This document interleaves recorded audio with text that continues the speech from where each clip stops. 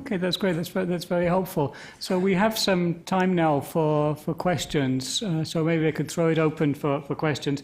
And could I ask everybody before you enter into your question just to say who you are? I think we had a question at the front here. Is that right?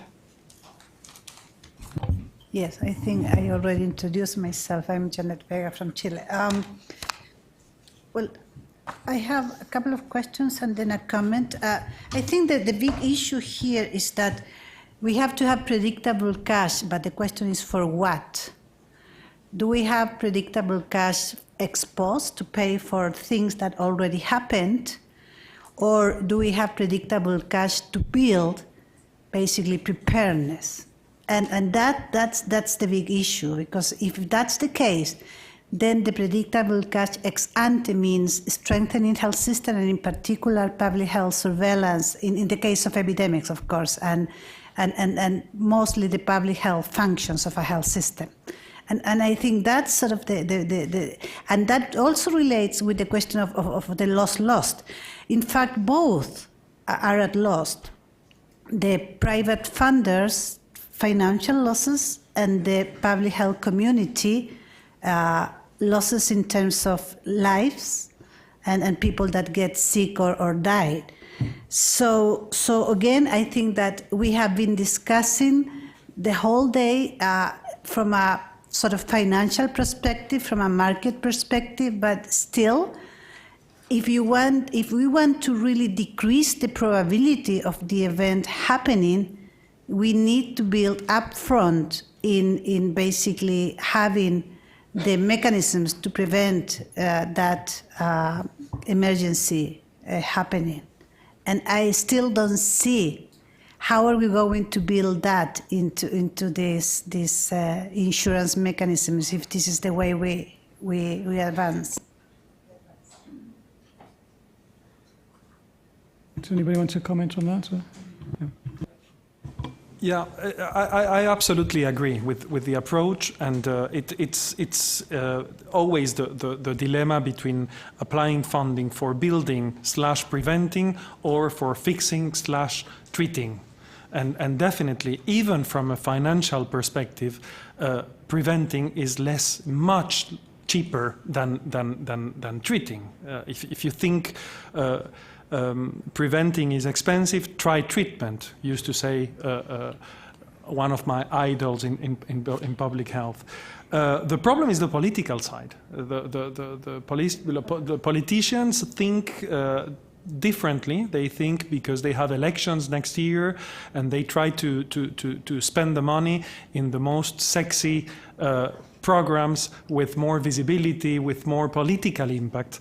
And unfortunately, building and preventing is not something that you can show politically. So it's very difficult to convince them to apply funding for that. I would say, yeah.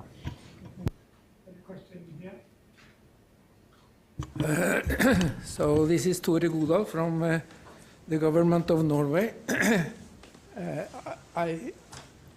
I don't agree that the governments don't see prevention as sexy. I mean, we are spending a lot of money into Gavi, for example, and a very successful replenishment.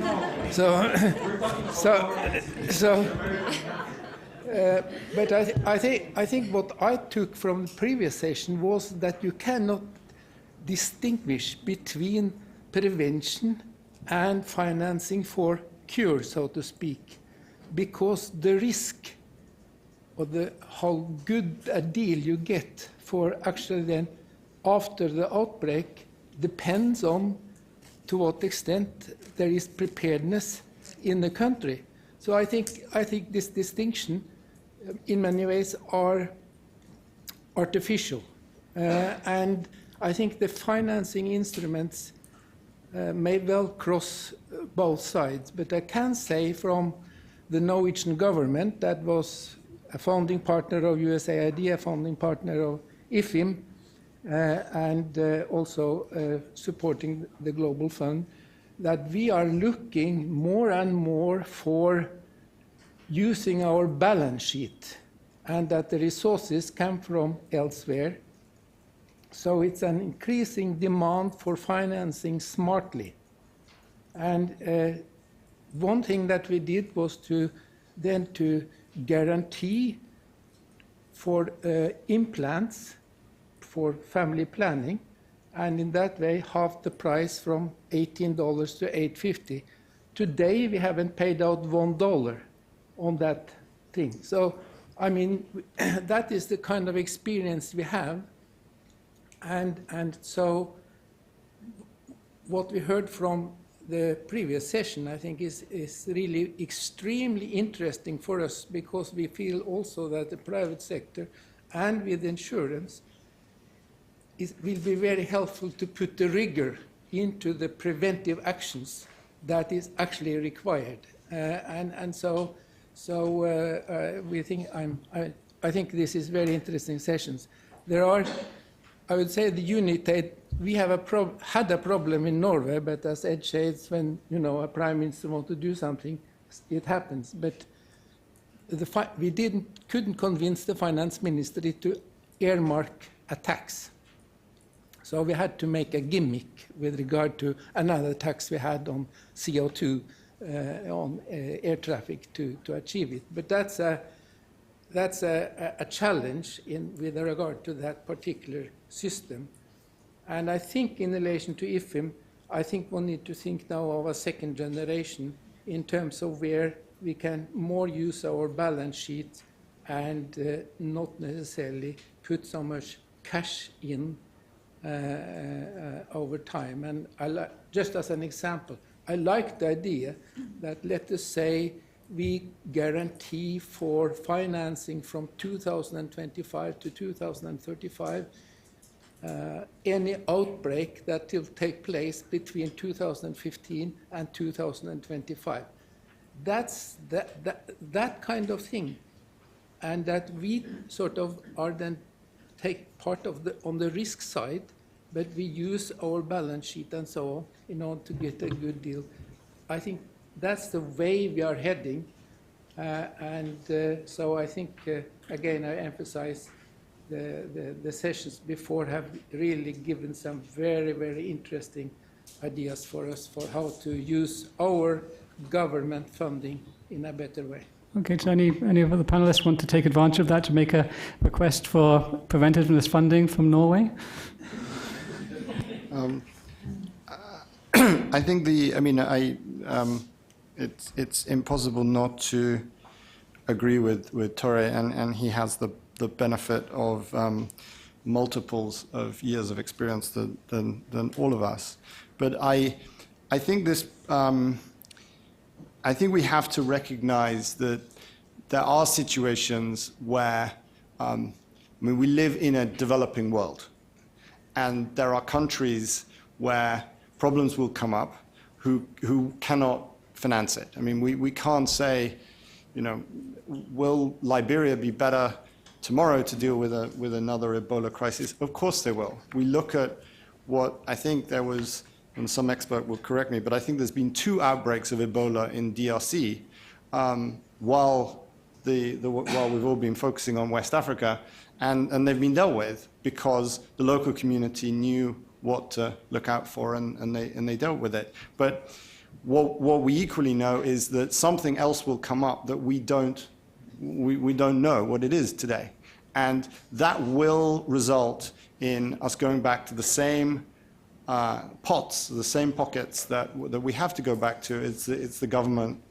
pocket. So the trick has got to be, can we create ways where it's less expensive, that it doesn't cost $1.9 billion?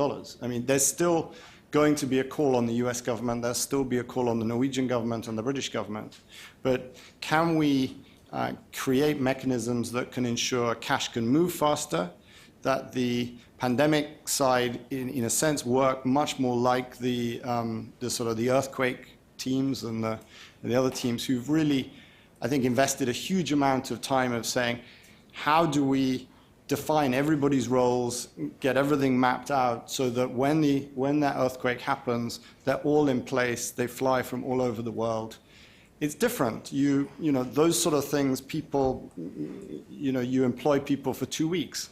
With an epidemic, you need people who can do months and months of work. That's not sort of people who can just drop their jobs. So governments will be there. We have to work with them. People like Norway are incredibly valuable, and I think that systems being smart about how we can play with those balance sheets is why we should be here and what we should be trying to do.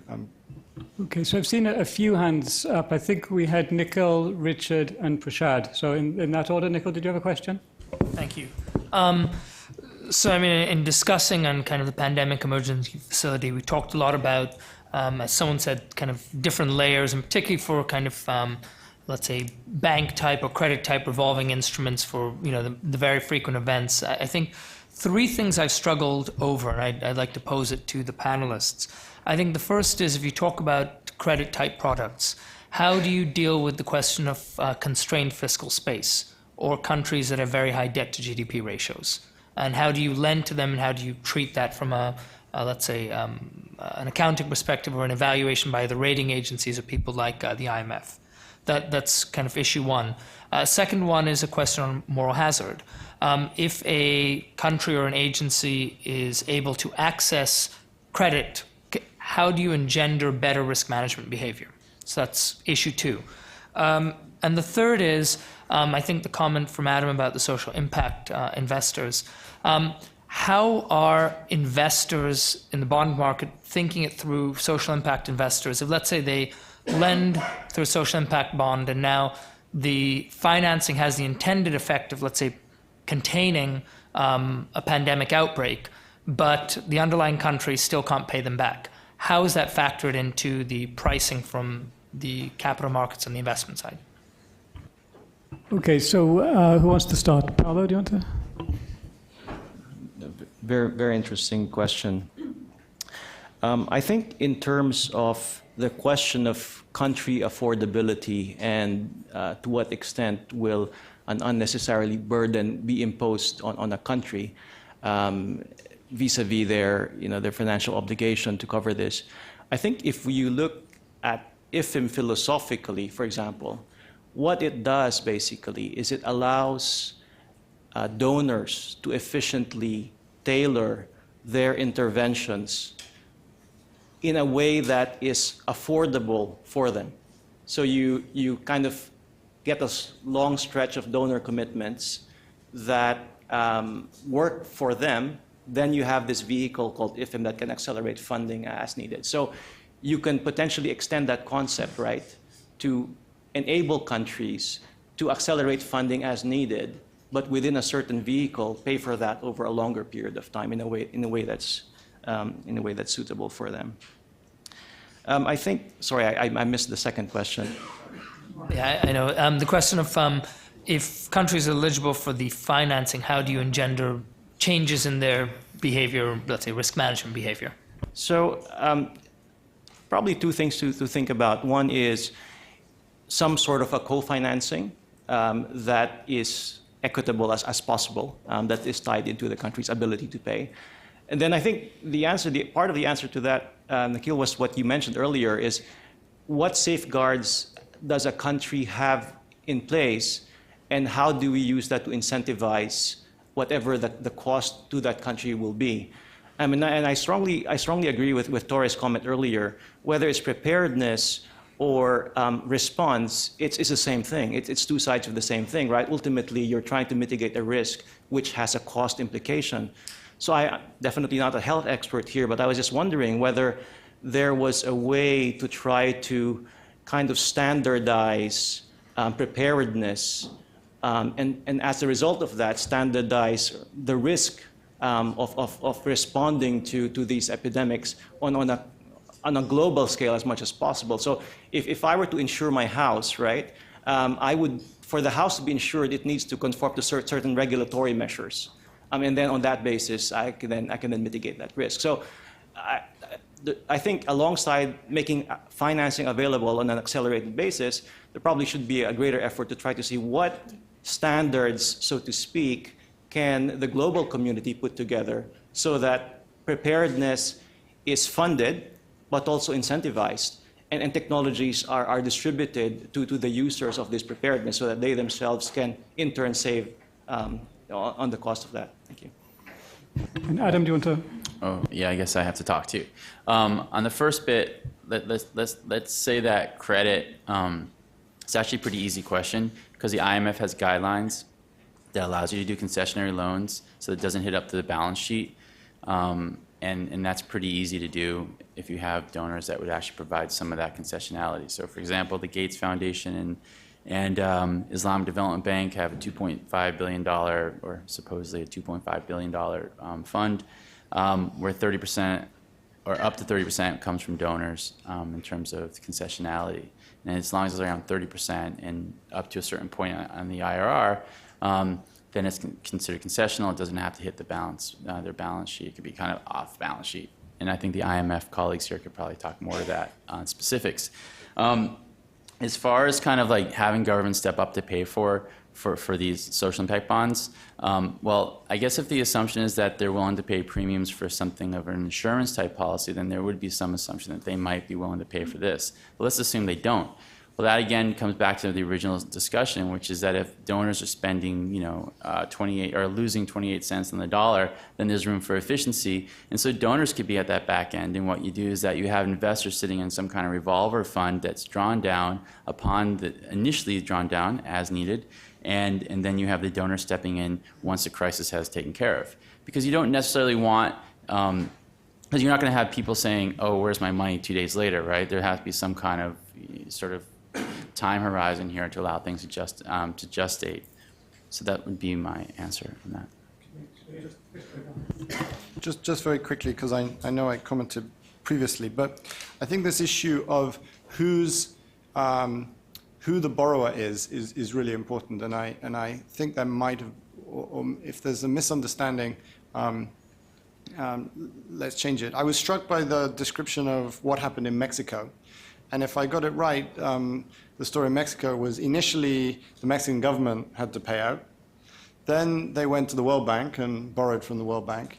And then eventually the loan was written off by the World Bank. I mean, that's sort of a classic way of doing it. Well, Mexico can do that because they're a sophisticated user of the capital markets and they have a great relationship with the World Bank. And clearly that's not possible in a lot of countries.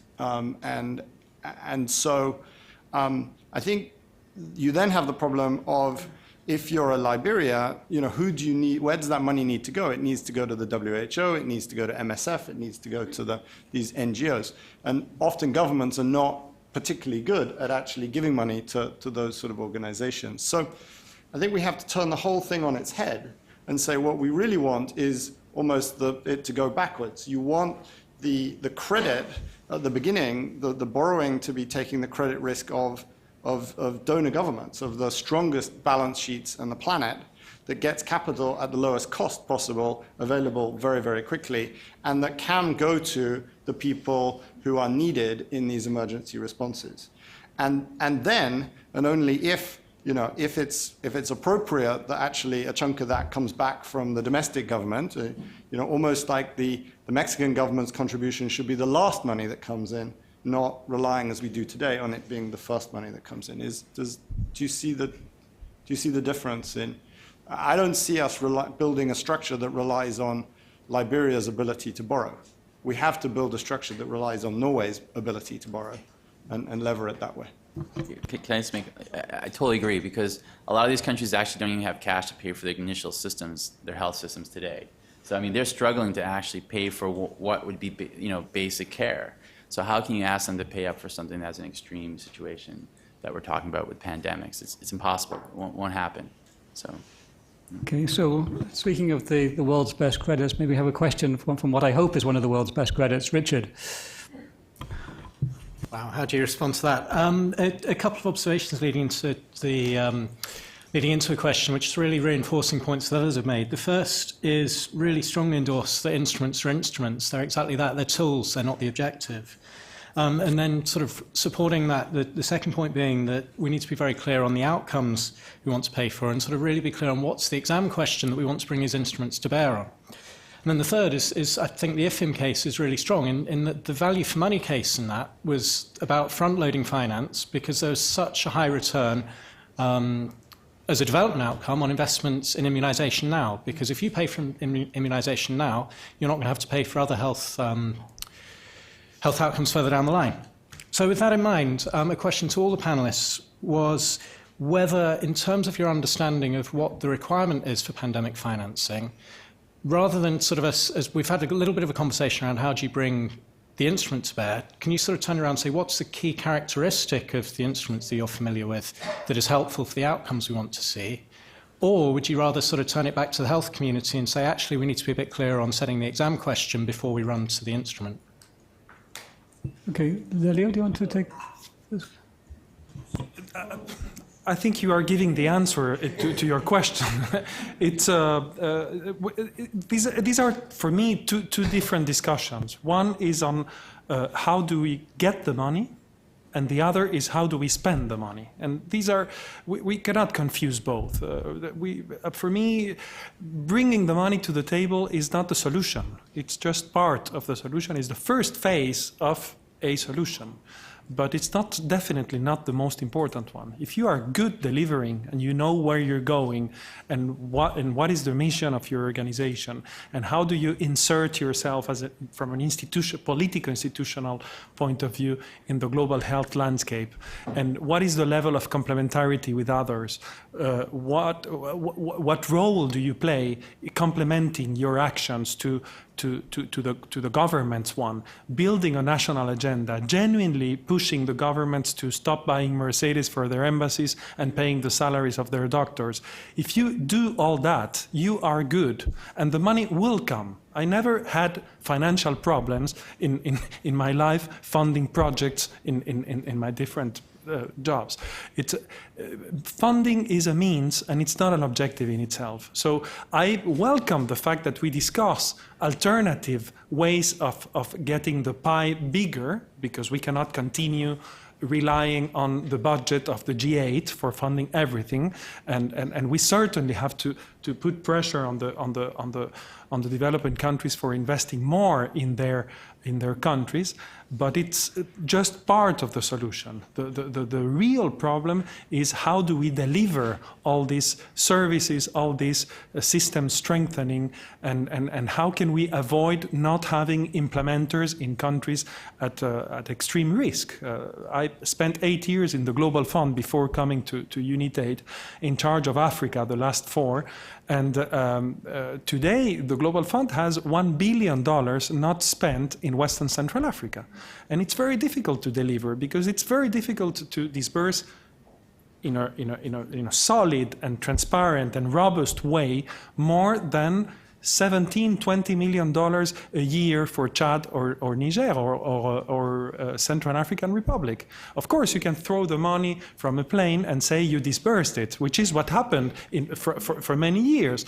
But if you want to be respectful of the taxpayers' money and the taxpayers' money of the recipient investing their own funding in their own development, you have to do the right thing, and probably that means having zero cash policy in certain countries. Probably that means putting a lot of pressure in the ways they procure goods and services, putting a lot of attention in fiduciary arrangements for avoiding the money getting diverted. And these are realities that we have to factor in and take into account when we build a response system. So again, the money is very important, but it's just a means, not the objective in itself. Okay, Paolo, do you want to add something? Just very quickly, I fully agree. Instruments are just tools and conduits.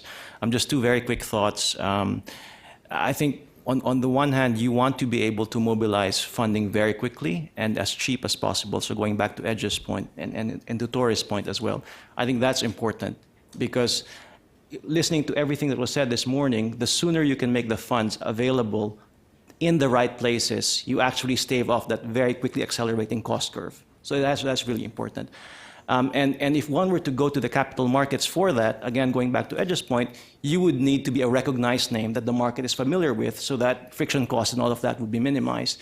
I mean, I think IFM is in a lucky situation where there are more investors wanting to buy IFM bonds than IFM's or Gavi's current funding needs.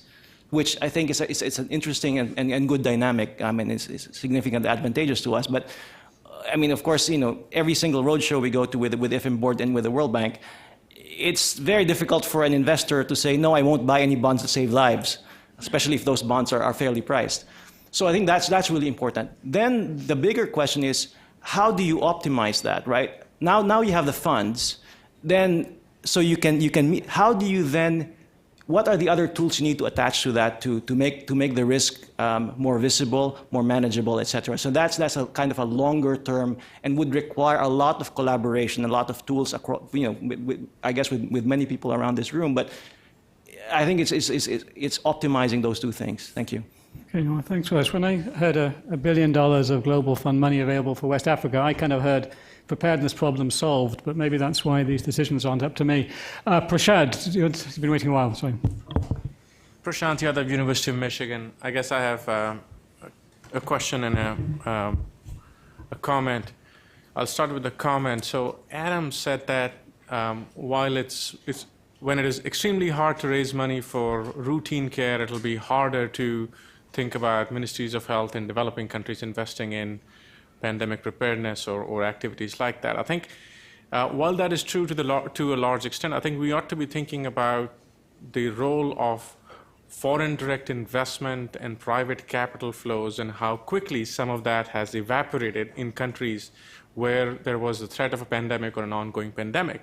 And that is catching the attention of the finance minister and the head of state far more than routine care has ever done. So a number of capital projects which never got to the second phase of investment in Liberia, in Guinea, if you count that quantum, it's a fairly sizable chunk of private capital, and finance ministers are worried about that, and we're just not thinking widely and larger enough and thinking about, well, health minister, where will they find money because they can't find money for routine care. So that's the first point. The second is more a question to Chris and perhaps Paolo, which is, I think IFM was designed at a time when the appetite of bilaterals and private philanthropy to do large-scale balance sheet leverage financing was lower. And as Tor is saying now, many bilaterals want to do this, returnable capital, balance sheet leverage, many private philanthropies want to do this. So if we were to say, you were to design an IFM today with a larger appetite from a donor community for balance sheet leverage, different kind of risk instruments, would you still do it like the bond that is structured, or would you think about, and you don't have to answer it right away, but just something to provoke your thinking so that the risk commission can see what other potential ideas exist? Thank you. So I'll answer that and perhaps at the same time answer Richard's question a little bit, if you'll forgive me.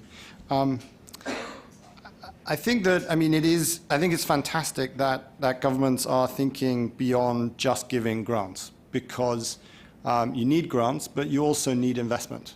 And grants are excellent when you're giving them to a government, but there's many things which actually governments can't do. So we've sort of, the early wins, I think, of development very much required government-to-government spending, but now we have to get the private sector involved. I mean, governments don't produce electricity or don't, and many other things.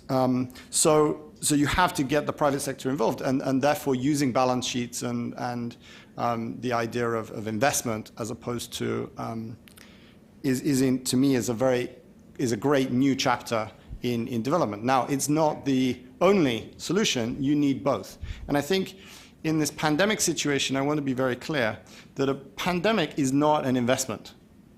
Okay? By definition, it is something which has got out of control and needs grant capital to solve. That money is not coming back. You can't say that we're going to make money out of this pandemic unless you're a sort of a vaccine company maybe, but even then, hopefully very, very little. So this is not about saying we don't need to put anything on our balance sheet. What we did with IFM, and I think what the key was, really, it's 2 pages. And it's a 2-page which says, I like this product. I trust Gavi. I can see that Gavi is going to be around for many, many years. I'm willing to commit to give them money for 20 years. I mean, it sounds so obvious, but that is the thing which, and I still don't understand it, why donors wouldn't give it to the Global Fund or wouldn't give it to multiple organizations, because having something which says, I can see you've got a job which is going to go on for more than 1 year or 3 years. I can see that I'm going to still be here for more than 3 years, and I'm going to pay you for more than 3 years. Getting that piece of paper and getting a minister to be willing to sign it, and God bless them, a Congress that would be willing to appropriate it. If you can get that, then you can unlock an enormous number of things. And I would just say that's effectively what we need to say is, if you sit in DFID or USAID or anywhere else, right up until Boxing Day, you have a big chunk of cash which sits in your balance sheet, rolling over to the next year in case there's a disaster. And we all know there was a big disaster on Boxing Day, right? Just imagine how inefficient that is. I mean, it's completely ridiculous that you have this big block of money that right until the last of the year, you don't know whether it's going to be used, and then kaboom, it sort of has to be repurposed for the following year.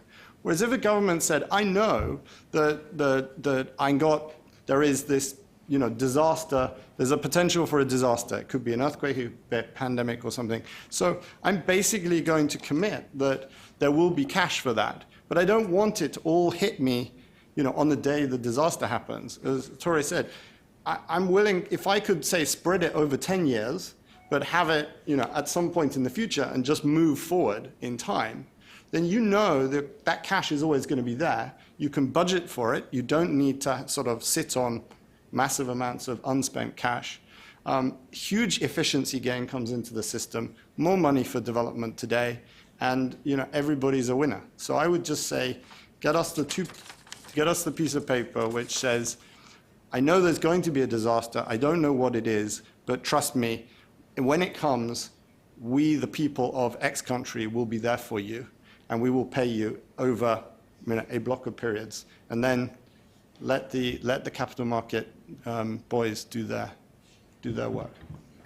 Paolo, do you want to add something quickly? Or sorry, Adam, do you want to? Oh, sorry. I just want to make a quick statement on Edge's point.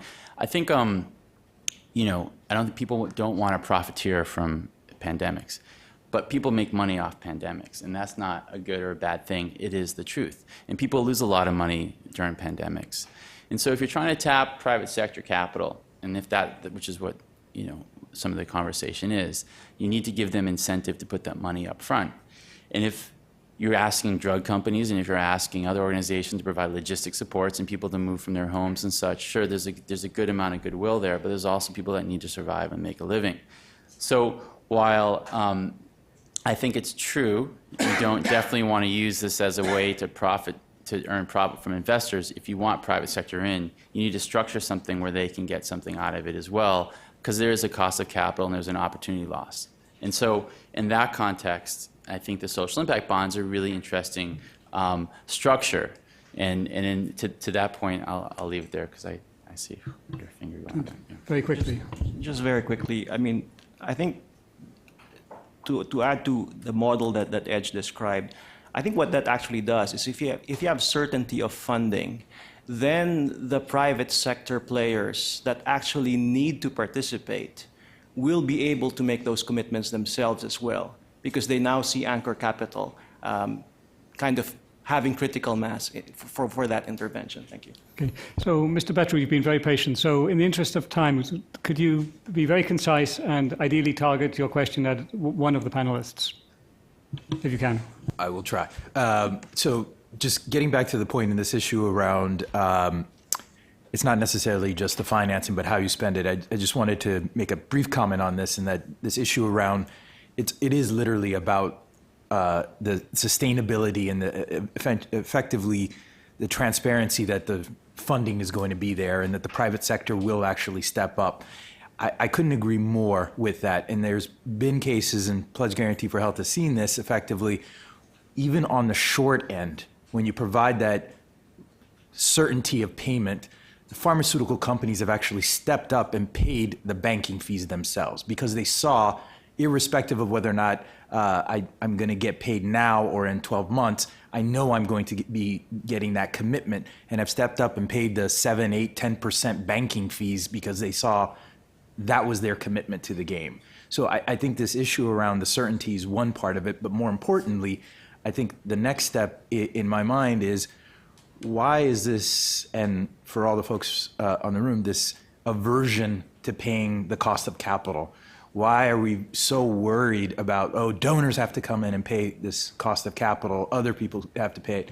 At some point, when you come up the development curve, the Mexicos of the world and whatnot are comfortable with that, but we need to start allowing countries on the bottom, middle, and a level of comfort in paying that cost of capital. And how do we do that so that they actually can get away from ODA being that quick response in financing, but more the private sector capital? Because at some point we have to go from, again, in quotations, from billions to trillions, and you have to tap the private financial markets to do that. Okay, so can we have one volunteer to answer that? Christopher. I mean, I guess I'd just say it's, we've just got to remember we have a heterogeneous situation pool here.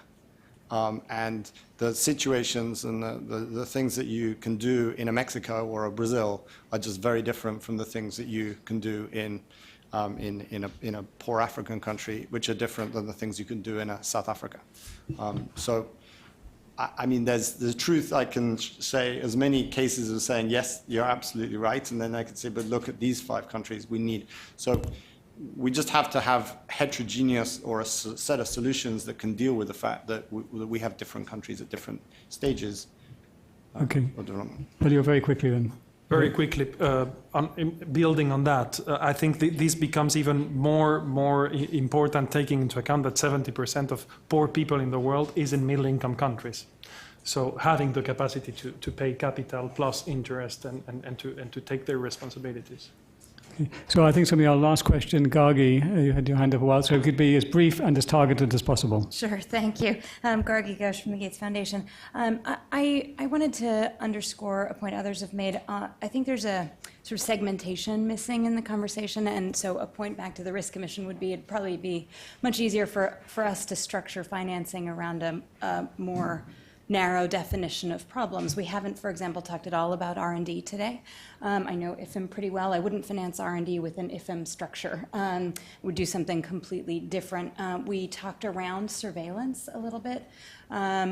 Again, that's market intelligence. That's probably one where the private sector and the public sector could partner pretty well. So I think I'm happy to take responses offline, or if you've got thoughts on, when you start to segment the problems associated with preparedness and response, what other facilities, structures come into play. Well, does somebody want to speak to that? I don't want to hog the microphone, but as somebody who was then set the task after IFM of saying how do we fund R&D, we did indeed use a different instrument and a more of a sort of private equity instrument. So I do think we need capital, intelligent capital to be investing into new bits of kit, bits of vaccines and drugs, and that's happening. And so this is, I think this is the way I'd been interpreting this is we want all the, we want to be maxing out on making the world as safe as possible, but equally we know that there will be times when sort of the Maginot Line doesn't work and there's a problem. And so then it's a case of how does one ensure that you deal with those, as I call those unknown unknowns, and the Maginot Line fails. Does that make sense, Craig? Okay, thanks very much. So this little flashing red light tells us that we are out of time. So I know there were lots of any other questions, so I'm sorry you didn't round to everybody, but I'm sure the panelists will be happy to talk at the break or whatever. And so now I think it just remains for us to thank our panelists. I think they've been very engaging and very sort of broad in their discussion, so many thanks for that.